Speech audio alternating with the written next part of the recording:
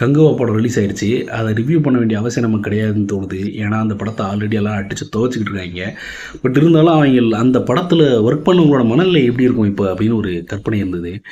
சிறுத்தை சிவா அவர் ஒரு தனி இமேஜினரி வேர்ல்டில் வாழ்ந்துக்கிட்டு இருப்பாருங்க. எப்படி இந்த படம் ஒரு கற்பனை கதையோ அதே மாதிரி எப்போ எடுத்தாலும் தான் எடுத்த படம் நல்லா இருக்குன்னு அவர் நம்புவார். இப்போ கூட ப்ரெஸ்ஸில் வந்து சொல்லியிருக்காரு, யூஎஸில் இருக்கிற நண்பர்கள்லாம் கால் பண்ணி படம் பெரிய ஹிட்டுன்னு சொன்னாங்க, எனக்கு மகிழ்ச்சி அப்படின்றாரு. ஆனால் தமிழ் சினிமாவில் தான் அவர் ஒர்க் பண்ணுறாரு.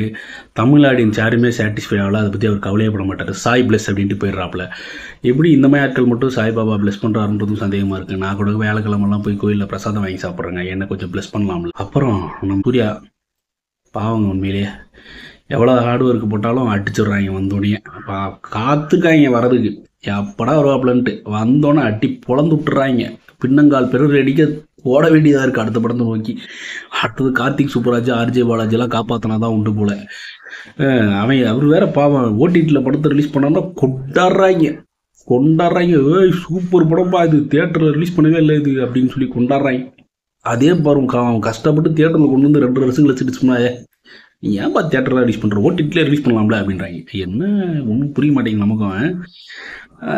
சரி, அப்புறம் அந்த தேவிஸ்ரீ பிரசாத் அவர் ரொம்ப பாவங்க. தெலுங்கில் அவர் பாட்டு டாம்பு டிம்முன்னு அடிச்சுட்டு நான் ஒரு பெரிய மியூசிக் டேரண்ட்டு சம்பமாக சுற்றிக்கிட்டு இருந்தார். அவரை கூட்டி கொண்டு நீங்கள் வச்சு செருப்பை சாணியில் முக்கி அடிச்சோன்னே ஆகிப்போச்சு அவரோட நிலைமை.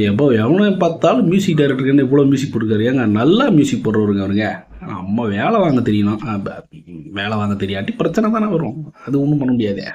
அப்புறம் அந்த ப்ரொடியூசர் பாவத்துக்குரியவருங்க மனசுலேயே உண்மையிலேயே. ஏன்னா இங்கே என்ன பிரச்சனை பாருங்க, இந்த ப்ரொடியூசர் 2000 கோடி வரும்னு எதிர்பார்த்தா எவ்வளோ கான்ஃபிடெண்ட்டாக நாங்கள் சக்ஸஸ் மீட்டை இதே ஸ்டேடியத்தில் வைப்போம், இதே பாஸ் எடுத்துனுவாங்கன்னு சொல்கிறதுக்கு எவ்வளோ தைரியம் வேணும்.